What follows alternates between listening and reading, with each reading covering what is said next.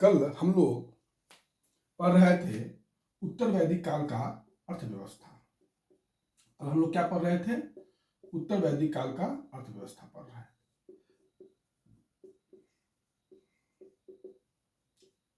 अर्थव्यवस्था में नगर last point था और हमने आपको कहा था कि तैत्तिरीय अरण्यक में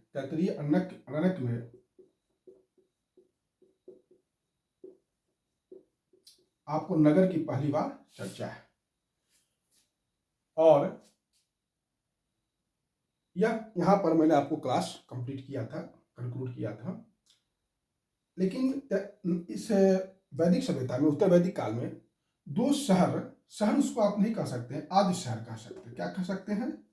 आद्य शहर, जिसको प्रोटो टाउन इंग्लिश में कहते हैं। प्रोटो टाउन वो था आपका हस्तिनापुर और कौशाम्बी। ये दो जो है प्रोटो टाउन हम लोगों को इस काल का मिला है। ठीक,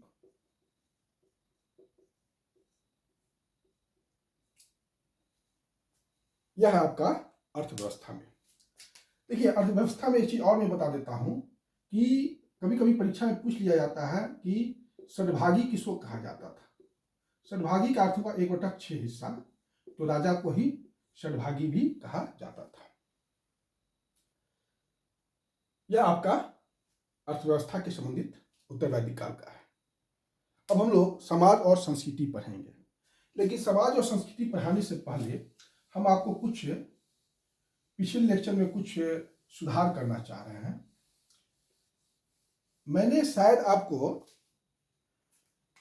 एक चीज बताया था, उत्तर, दक्षिण, पूरब, पश्चिम। मैंने शायद उत्तर के राजा को भोज कह दिया था, वो विराट होगा। उत्तर का राजा विराट होगा और दक्षिण का राजा भोज होगा। आप लोग ध्यान में रखिएगा, मैंने बताया था कि 4 दिशाओं के राजा के नाम भी अब अलग अलग होने लगे। जैसे पूरब के राजा को सम्राट कहा गया, पश्चिम के राजा को स्वराट कहा गया। ये जो मैंने बताया था, ये थोड़ा सा भोज ऊपर चला गया तो नॉर्थ के लिए बता दिया था। आप लोग याद रखिएगा, नॉर्थ के लिए विराट और साउथ के लिए भोज, राजा को भोज कहा जाता था, और मध्य देश के राजा को राजा कहा जाता था। और ये जो नामकरण है हम लोगों को ऐत्रेय ब्राह्मण से मिला है, ऐत्रेय ब्राह्मण से मिला है। आप लोग कंफ्यूज मत होइए, बस मैं इतना ही कह रहा हूं कि ऐत्रेय ब्राह्मण के अनुसार उत्तर के राजा को विराट, दक्षिण के राजा को भोज, पूरब के राजा को सम्राट, पश्चिम के राजा को स्वराट कहा जाता था, मध्य देश के राजा को राजा कहा जाता था। क्लियर? पहले जो क्लास में लेक्चर में मैंने उत्तर के राजा को भोज कहा दिया था, जो गलत था। और नेचुरल बात है, जब उत्तर का राजा भोज मैं बोल चुका हूं तो गलती दक्षिण का राजा भी हो जाएगा, तो आप लोग उसको सुधार कर लीजिए। उत्तर के राजा को विराट और दक्षिण के राजा को भोज। ये मैं 3-4 बार रिपीट कर रहा हूं, इसको आप लोग ध्यान दीजिएगा।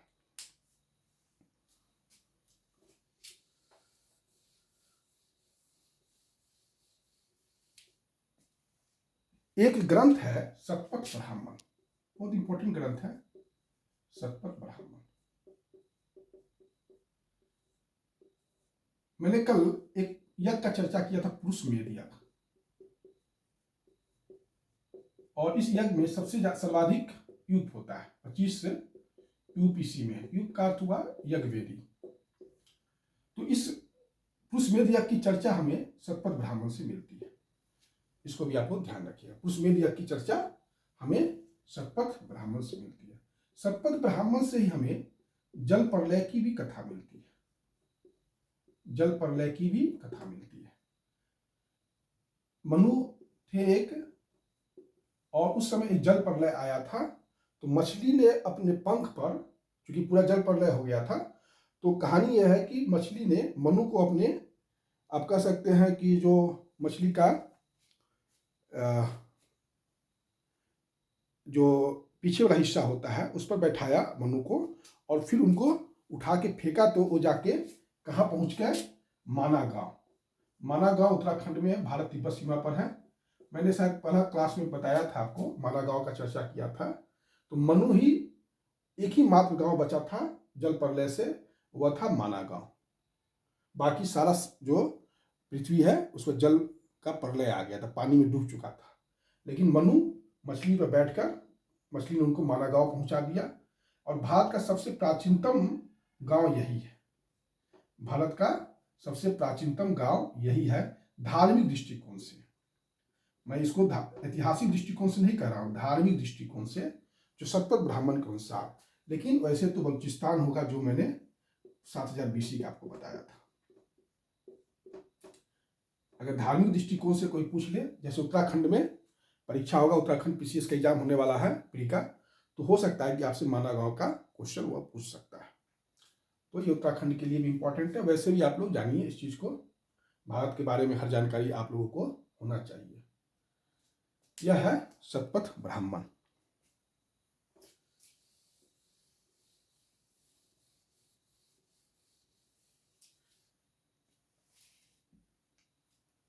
देखिए, मैंने आपको एक, कभी कभी आप लोग किताब पढ़ते होंगे और चाहे स्कूल जाते होंगे, स्कूल में जब पढ़ते होंगे तो अस्तु माँ सदगमया, सत्य से असत्य से सत्य की ओर ले चलो माँ, है ना। पढ़ते होंगे बचपन में, स्कूल में आप लोगों को प्रार्थना में ये पंक्ति बोलते होंगे। तो मैंने साथ बताया था कि आपको ये ऋग्वेद से ये लिया गया है। और साथ साथ बोलते होंगे तमसो माँ ज्योतिर्गमया,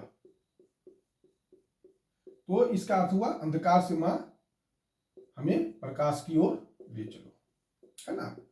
ये जो तमसो माँ ज्योतिर्गमया है, ये बृहदारण्यक उपनिषद में, किस उपनिषद में है? बृहदारण्यक उपनिषद में।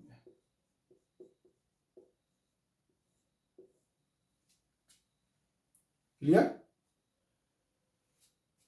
एक और मैं आपको बता देता हूं, एक सत्यकाम थे, और सत्यकाम जो थे वो जवाल के, जवाला के पुत्र थे। और इनके शिशु का ऋषि का नाम था जिससे शिक्षा लिए थे सत्यकाम गौतम। और ये अनब्याही, मतलब जवाला की शादी नहीं हुई थी। मतलब कहने का अर्थ कि अनब्याही माँ के पुत्र थे सत्यकाम। तो इन्होंने काफी इस संबंध में अपना तर्क दिया है। तो सत्यकाम जवालो उपनिषद उसको कहा जाता है। और ये जो कथा है, सत्यकाम जवाल जो कथा है, कहानी है, वह आपको छांदोग उपनिषद में, वो आपको किस उपनिषद में है? छांदोग उपनिषद में। ये आपसे कभी कभी पूछ लिया जा सकता है। यूपी उत्तर प्रदेश लोक सेवा आयोग ऐसे प्रश्नों को जरूर पूछता है ना। पांचाल में मैंने चर्चा किया था, जो बरेली, बदायूं और फर्रुखाबाद का उत्तर प्रदेश का क्षेत्र है, वहां पर आरुनी श्वेत केतु करके एक राजा थे। जैसे परवान जैवली थे, उसी प्रकार एक इंपॉर्टेंट राजा और थे, आरुनी श्वेत केतु। ये काफी इंपॉर्टेंट राजा थे। और पांचाल की राजधानी कांपिल थी। बाकी पांचाल के बारे में मैं आपको बता चुका हूं, इसलिए यहां पर चर्चा करना कोई जरूरत नहीं है। एक चीज और, जब आप बुक या टेक्स्ट पढ़ते होंगे तो आप इस समय ब्राह्मण काल या सूत्र काल काफी आप पढ़ते होंगे। और आपको समझ में नहीं आता होगा कि हम वैदिक काल पढ़ रहे हैं तो ब्राह्मण काल कहां से आ गया। और आप लोग कभी कभी ये भी सोच लेते होंगे, चाहे समझ जाते होंगे कि वैदिक काल को ही ब्राह्मण काल कहा जाता है, लेकिन नहीं। वैदिक काल का समय 1500 से लेके 600 BC तक है। लेकिन ब्राह्मण काल का जो समय है, ब्राह्मण काल का जो समय है वो 800 BC से 600 BC तक। इसको ध्यान में रखिएगा। क्यों ब्राह्मण काल इसको कहा जाता है? इसलिए कि जो ब्राह्मण ग्रंथ लिखे गए, जो ब्राह्मण ग्रंथ की मैंने चर्चा किया है इससे पहले, ऐत्रेय ब्राह्मण, कौशिकी ब्राह्मण, ये सारे जो है इसी समय लिखे गए थे। इसलिए इस काल को ब्राह्मण काल भी कहा जाता है। आप देखिएगा, अछूत जो शब्द है, अनटचेबिलिटी, सबसे पहले ब्राह्मण काल में आता है, वैदिक काल में नहीं आता है। मैं पढ़ाऊंगा समाज में, न ऋग्वेद में आएगा न उत्तर वैदिक में आएगा। ये कब आता है? ब्राह्मण काल में। उसी का उत्तर वैदिक काल का ही समय है, लेकिन ब्राह्मण काल में आता है। अगर कभी परीक्षा में पूछ दिया गया आपको स्पेसिफिक कि ब्राह्मण काल भी दे दिया, उत्तर वैदिक काल भी दे दिया, तो आपका आंसर ब्राह्मण काल होगा। और इसका सबसे पहला चर्चा अछूत का पाणिनि का अष्टाध्यायी में मिलता है। पाणिनि का हमने चर्चा किया था, अष्टाध्यायी सबसे पहला व्याकरण का किताब है 500 BC का। मैंने वेदांत पढ़ाते समय पढ़ाया था, आपको याद होगा। तो इसी किताब से हम लोगों को अछूत शब्द का सबसे पहला चर्चा मिलता है। दो प्रकार का अछूत का चर्चा किए थे, निरवसित और अनिरवसित। आप लोग कभी कंफ्यूज मत होइएगा कि अछूत जो वर्ड है, शब्द है, वो वैदिक काल का है, वो ब्राह्मण काल का है। इसको थोड़ा ध्यान दीजिएगा।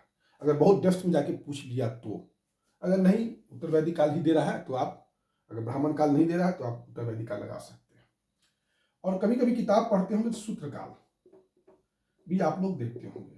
तो मैंने वेदांत पढ़ाते समय पढ़ाया था आपको कि ये सब वेद को एकदम सूत्र भाषा में लिखा गया, जो वेदांत थे 6, तो इसलिए इसको सूत्र काल भी कहा जाता है। और 600 BC से लेके 300 BC तक का जो काल है, ये सूत्र काल है। ये थोड़ा सा आप लोग जब वैदिक काल पढ़ेंगे तो ध्यान में रखिएगा, क्योंकि ये सब चीज आता है और जब पढ़ते होंगे तो हो सकता है कि आपको ये सब चीज समझ में नहीं आता हो, दिक्कत होता है। तो ये सब जो है डेट आप लोग थोड़ा सा ध्यान रखिएगा। ब्राह्मण काल है वैदिक काल का ही समय, वैदिक काल में ही आता है, लेकिन उसका थोड़ा सा टाइम फिक्स है। सूत्र काल का भी समय फिक्स है। ये मैं आपको समाज पढ़ाने से पहले सोचा था कि थोड़ा आपको कुछ ये सब बात बता दूं।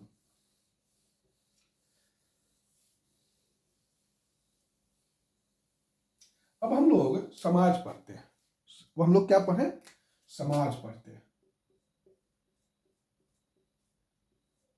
देखिए, हमारा जो क्लास है वो प्रारंभिक परीक्षा को लेके है, इसलिए हम बहुत ज़्यादा यहाँ पर डेप्थ में नहीं जाएंगे। जो परीक्षा के लिए आवश्यक है उसी तथ्य को हम बताएंगे और थोड़ा कॉन्सेप्ट आपको देंगे। तो देखिए, समाज का जो इकाई था वो क्या था? वो परिवार ही था। परिवार या कुल आप जो कह लीजिए, वो दोनों इसमें आ सकता है।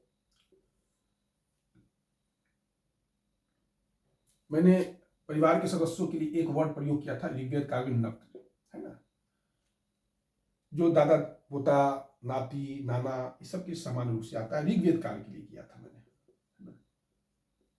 लेकिन परिवार जो है यहाँ संयुक्त परिवार है। परिवार क्या है? संयुक्त परिवार है। और इसमें देखा जाए तो पिता का स्थिति बहुत मजबूत हो गया। पिता जो है काफी मजबूत हो गए। बहुत सारी कथाएं हैं, है ना। मैं आपको सारी कहानी सुनाने से कोई फायदा नहीं है, इसलिए नहीं बताऊंगा। लेकिन यहाँ पर फादर जो है, पिता, वो बहुत ही शक्तिशाली हो गया। मतलब पितृसत्तात्मक परिवार था, पितृसत्तात्मक परिवार था।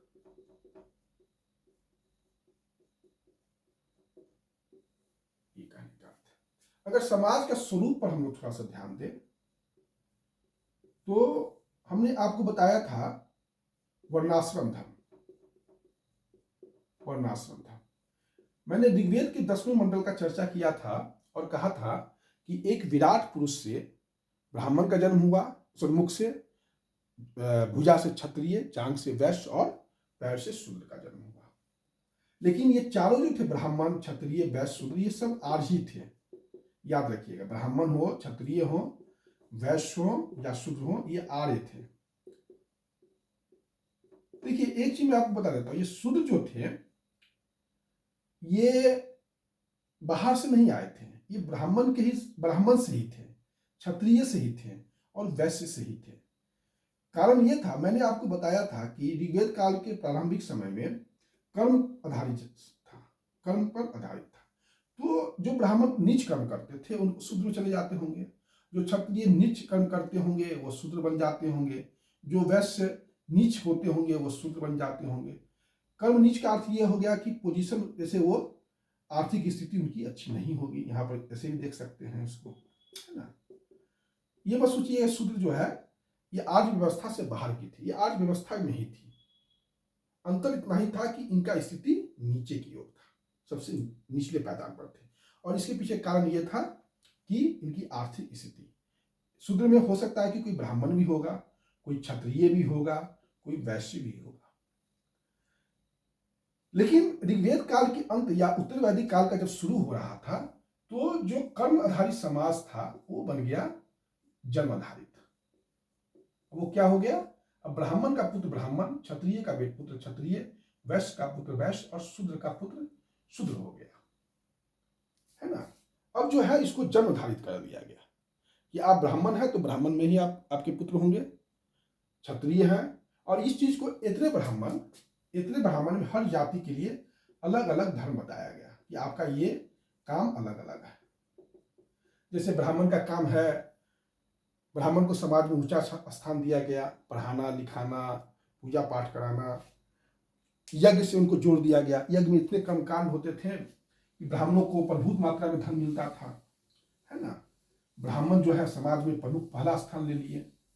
उन्होंने अपने आप को कहा अदाई, ब्राह्मण ने क्या कहा अपने आप को, अदाई शब्द का प्रयोग हुआ। अदाई का अर्थ हुआ कि कर नहीं देंगे हम आपको, राजा जो है कर नहीं देता था। ब्राह्मण के साथ यहाँ पर यह हुआ कि ब्राह्मण राजा को अपना राजा नहीं मानता था, वो कहता था कि मेरा राजा तो सोम है। मतलब ब्राह्मण कभी भी क्षत्रिय को अपना राजा स्वीकार नहीं करता था, वो कहता था कि मेरा राजा कौन है, सोम है। इतना यह ब्राह्मण काफी शक्तिशाली हो गए और ये राजा को नियुक्त भी करते थे, मान्यता भी देते थे और इनको हटाने का पावर भी रखते थे अपने पास। इसलिए ब्राह्मण क्षत्रिय जो संघर्ष है उसका न्यू यहीं पर पड़ता है। ब्राह्मण को यही भी कहा गया, ठीक। एक थे क्षत्रिय, सेकेंड पायदान पर क्षत्रिय। क्षत्रिय का अर्थ होता है छत्र, छत्र का अर्थ होता है अधिकार, पावर। तो किस चीज पर अधिकार कीजिएगा, तो अधिकार होता है भूमि पर और लोक पर। तो इन लोगों ने भूमि और लोक पर अपना अधिकार माना, मैं आपकी सुरक्षा करता हूं, और सुरक्षा के बदले में इन लोगों ने अपना समाज पर, इसके लिए जो वर्ड पर आया आछाव, है ना। और वैश्य ये उत्पादन कार्य भी लग गए। उत्पादन कार्य मतलब इन्हीं के हाथ में था, चाहे आप व्यापार वाणिज्य जो भी कह लीजिए। और इनको अनस्य बलिकृत कहा गया, अनस्य बलिकृत मतलब ये कर चुकाते थे। कर क्या होते थे, टैक्स देते थे, इनको आद्रव कहा गया। और शूद्र जो थे ऊपर के 4 वर्ण का सेवा करते थे। शूद्र क्या करते थे, 4 वर्ण का सेवा करते थे, इनको आधव कहा गया, आधव। ये समाज का जो 4 पिलर था ये बांट दिया गया। लेकिन याद रखिएगा अछूत यहां पर नहीं आया। ब्राह्मण क्षत्रिय वैश्य शूद्र ये सभी आर्य ही थे। अलग बात था कि उनकी स्थिति सामाजिक या आर्थिक स्थिति जो कहिए वह जन्म से या कर्म से जो भी कहिए निर्धारित कर दिया गया।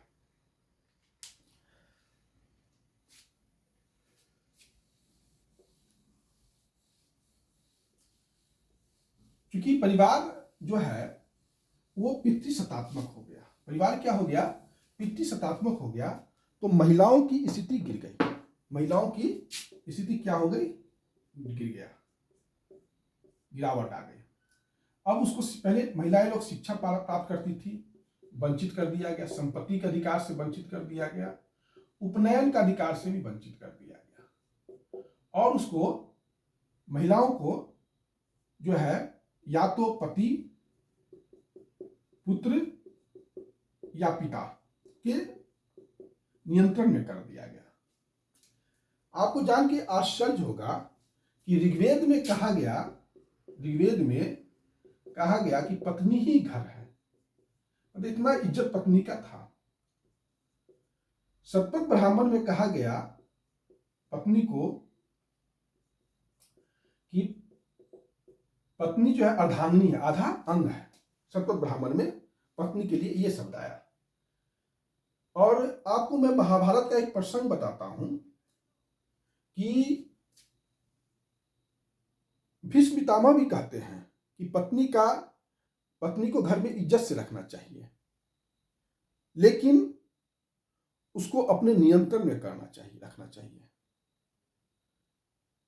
और बोलते हैं कारण क्या है, युधिष्ठिर को बोलते हैं, हे युधिष्ठिर, पत्नी को जब भी घर में रखो तो इज्जत से रखो, है ना, क्योंकि वो उसको इज्जत से रखना श्रेष्ठकर होता है। लेकिन उस पर नियंत्रण रखो, क्योंकि उसमें सबसे बड़ा प्रॉब्लम क्या है, उन्होंने महिलाओं को लोभी माना, लोभ पर यह नियंत्रण नहीं रख पाती है।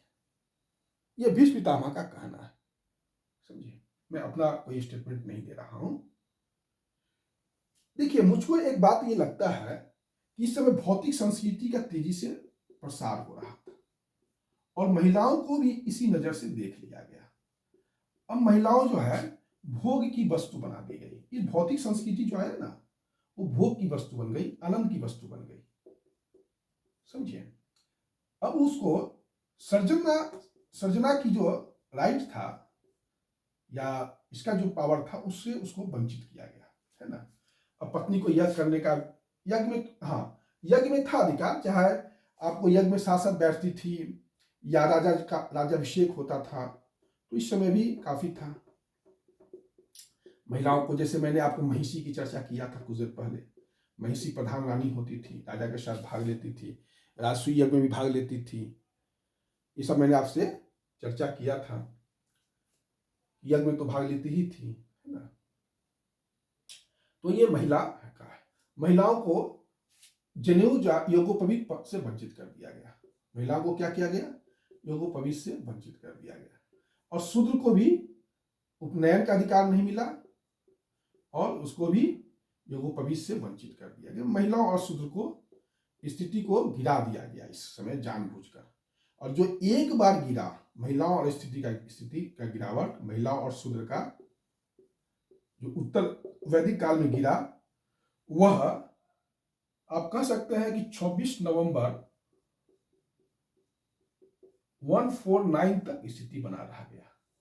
जब भारत का संविधान 26 नवंबर 1949 को लागू की मैं बात नहीं कर रहा हूं, जो फर्स्ट इंट्रोड्यूस हुआ था उस डेट को, तो उसमें आके आया कि लिंग, वर्ण, किसी आधार पर भेदभाव नहीं किया जाएगा।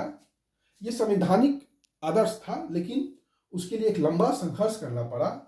और 2022 तक अब लग रहा है कि महिलाएं और जो शूद्र, जो भी कह लीजिए, अब ये लोग सत्ता में इनको भागीदारी ही नहीं मिला, सत्ता के लोग डिसाइडिंग पार्ट हो गए।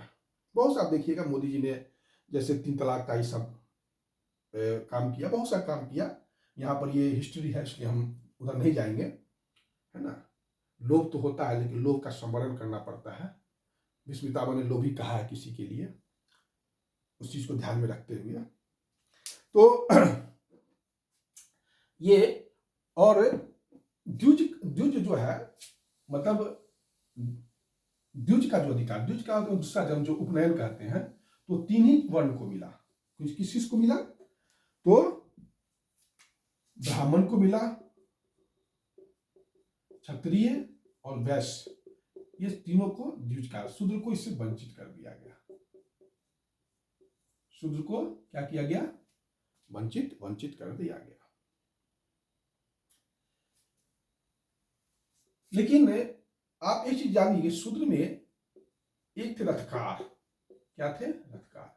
इनका सामाजिक स्थिति काफी अच्छा था और इनका इज्जत था। आपको सारथी का मैंने चर्चा किया था, सूत का,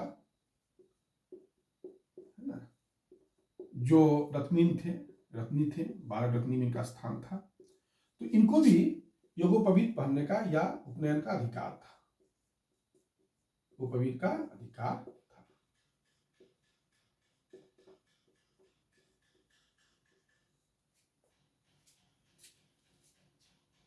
इसमें थोड़ा सा हम भोजन का चर्चा कर देते हैं।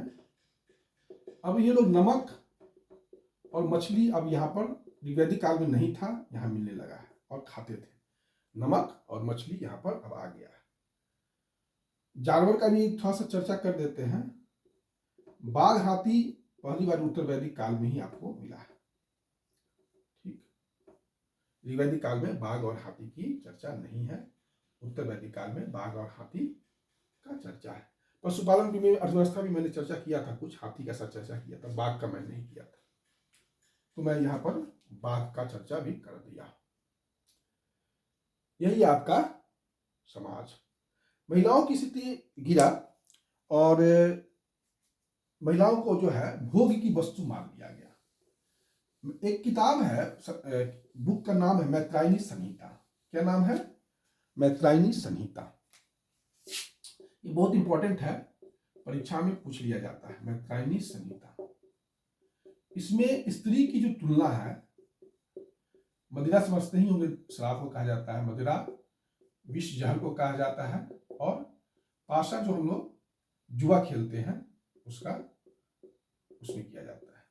ये पाशा में बड़ा ये है क्योंकि द्रौपदी भी हारी गई थी युधिष्ठिर के द्वारा, और नल की पत्नी थी दमयंती, वो भी जुआ में ही हारा गया था। ये पाशा जो है ना, तो आखिर पाशा में जब हारा जा रहा था, जुआ में हारा जा रहा था, तो इसलिए तुलना किया गया है मैत्रायणी संहिता में, स्त्री की तुलना मदिरा, विष और पाशा से किया गया है। मैंने आपसे बृहदारण्यक उपनिषद का चर्चा किया था और कहा था कि इसके लेखक महर्षि याज्ञवल्क्य थे। याद होगा आपको, मैंने कहा था कि मैं बाद में इनके बारे में चर्चा करूंगा। इनकी दो पत्नी थी, मैत्रेयी और कात्यायनी।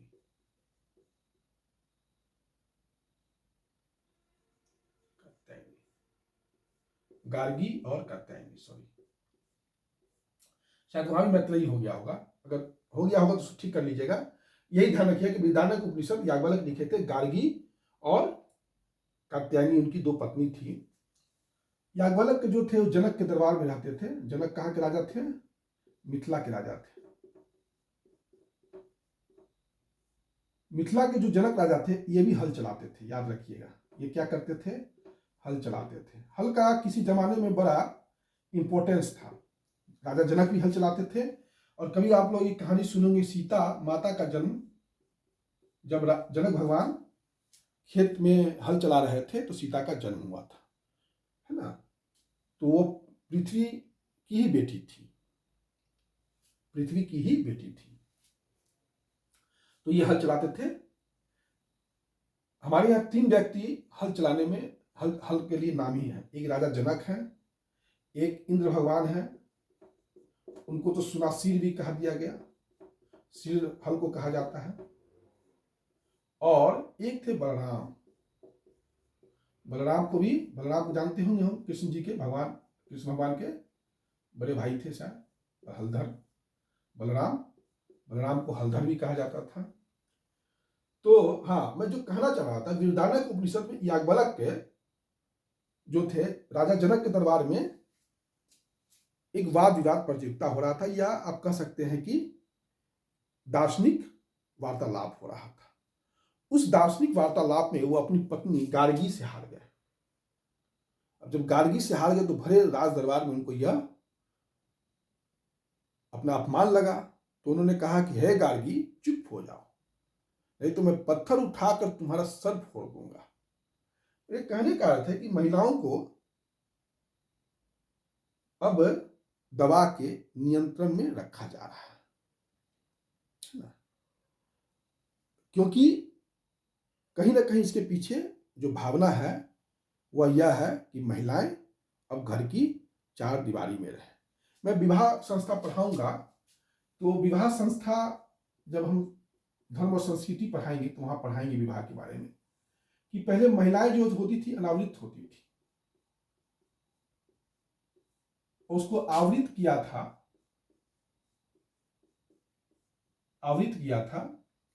वो दिक्तमस नाम का ऋषि किया था। मैं पढ़ाऊंगा आपको विवाह संस्था में।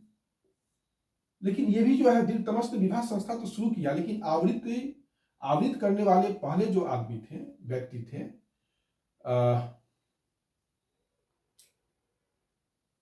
दिक्तमस ने विवाह संस्था को ही शुरू किया था। और एक मिनट ध्यान में नहीं पड़ रहा है, फिर मैं बता दूंगा, अभी दिमाग में था, भूल गया, दिमाग से उतर रहा था। तो ये आवृत किया एक ऋषि थे, उनका नाम अभी ध्यान में नहीं है। खैर जो भी हो मैं बता दूंगा आपको। तो ये आपका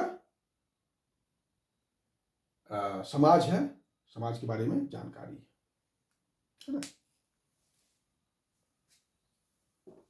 ठीक है, आज की क्लास इतना ही। धन्यवाद।